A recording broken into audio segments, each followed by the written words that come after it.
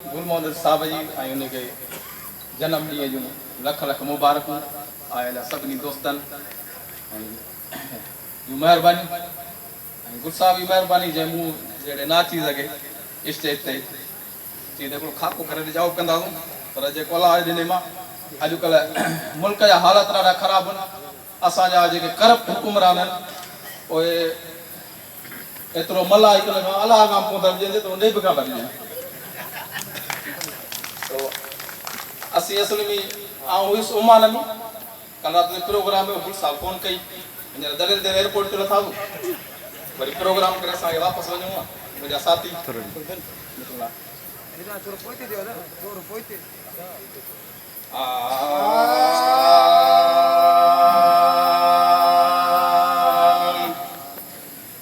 एड़ी दिल सां दुआ करे मिठड़ी अमा एड़ी दिल सां दुआ करे मिठड़ी अमा बस ने बवरन खां आऊं बचा एड़ी दिल सां दुआ करे मिठड़ी अमा एड़ी दिल सां दुआ करे मिठड़ी अमा ने बवरन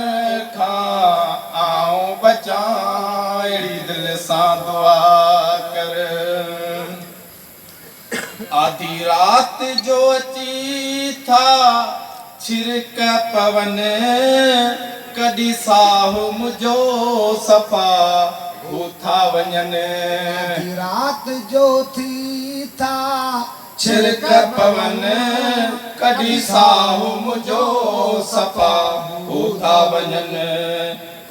करप्शन तो आ इए था चवन कई करप्शन तो आ इए था चवन आहे खुट को मता आऊं जेल वञा एड़ी दिल सां दुआ कर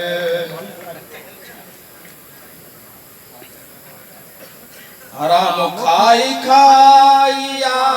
पेट भरियो आहे मथा हाणी डंडड़ो फिरियो हित आदल बि था विकिजी वञनि इंसाफ़ घुरूं त कंहिंखां घुरूं रिश्वत जा दर खुलियल था रहनि इंसाफ़ घुरूं त कंहिंखां घुरूं इतलो फ़र्क़ु आहे छूट मिलियल अशराफ़ थियल बदिला कब में ओॾो हारी छो न ॾोह कनि इंसाफ़ घुरूं त कंहिंखां घुरूं हर कंहिंजी आहे ख़्वाहिश लीडर थी ऐं को बि वज़ीर थी माल ॾटिया था तहरीकुनि जा ॿेड़ा बुॾनि इंसाफ़ घुरूं त कंहिंखां घुरूं ही मथियूं तबिको चाहे थो हर ज़हन खे अहिड़ी पीड़ ॾिजे मिसकीन सभई मायूस रहनि यार इंसाफ़ घुरूं त कंहिंखां हराम खाई खाइया पेट भरियो अची आहे मथा हाणी डंडड़ो फिरियो हराम खाई खाइया पेट भरियो अची हाणे मथा हाणी डंडड़ो फिरियो था चवनि वापसि इहो माल कयो था चवनि वापसि इहो माल कयो कीअं बंगला गॾियूं बसि मां त ॾियां